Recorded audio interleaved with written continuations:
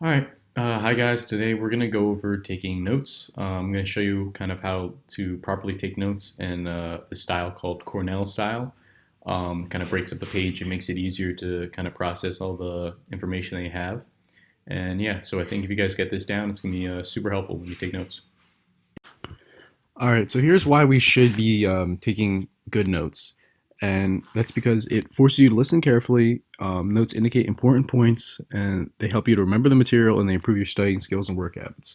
So, if you're able to get your notes down to more precise and kind of easy to read and they're well organized, it's going to help you a lot when studying for tests or doing kind of any homework because it's going to be fresh in your mind. It's going to be easy to really kind of read and understand, and you're going to find all the information that you have to find for your exam or homework. So here we have the question of what do you actually write for your notes. So the first thing is you should listen for instructor clues. So whatever's written on the board, you should usually write as your notes. If the instructor keeps repeating something, it's usually fairly important, and you should have that written down. If they have some kind of emphasis towards a certain subject, also write that down. Word signals. So if they say like, if they just say like this is important or this is gonna be on the exam, write it down. Loudness of voice, just a cue if they're talking really loud about a certain topic and they emphasize it a lot. Reviews at the beginning of class. Yeah, so if they're going to review a topic at the beginning of class, you should review your notes at the beginning of class, and then summaries at the end of class. Write down the summaries of what they say. So here we have the style of note taking called Cornell notes. And so this is a really good way of taking notes because it'll help you later on when you guys go to college. And it helps for kind of good organization of your thoughts when you're taking notes. And it helps you to memorize your notes when you're going to take a test easier.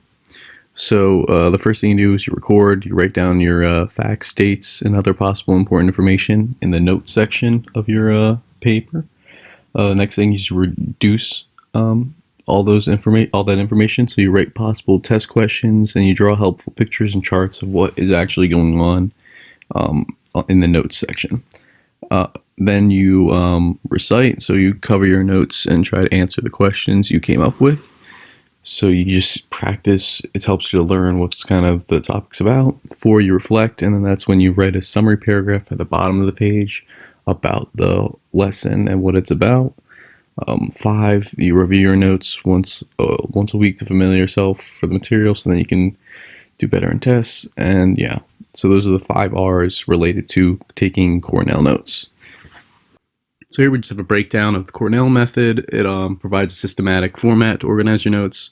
It doesn't require you to recopy notes, which is nice. It uses normal paper, but it has it divvied up into 3 quadrants, which I'll go over later. It label IDs with specific keywords. And then, so a trick is there's going to be questions on the left-hand side, and if you cover up the right-hand side, which has all the information in your notes, you can ask yourself the questions and almost give yourself like a little quiz for each page of notes.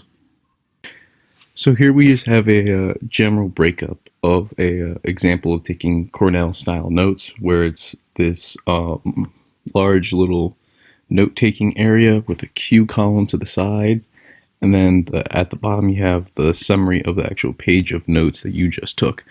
And so in this Q column, that's where you'll be taking mostly the questions that you have.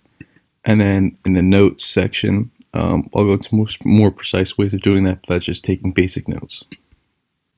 Okay, and here we have just a more in-depth look at Cornell note taking. So this one has, the heading, your essential question, and then in your Q column, it's got all the different questions that you have on the topic.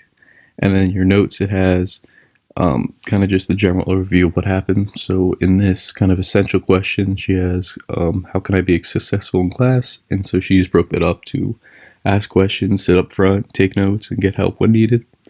And then so at the bottom, she just summarized the whole entire overview of what her notes say. And yeah.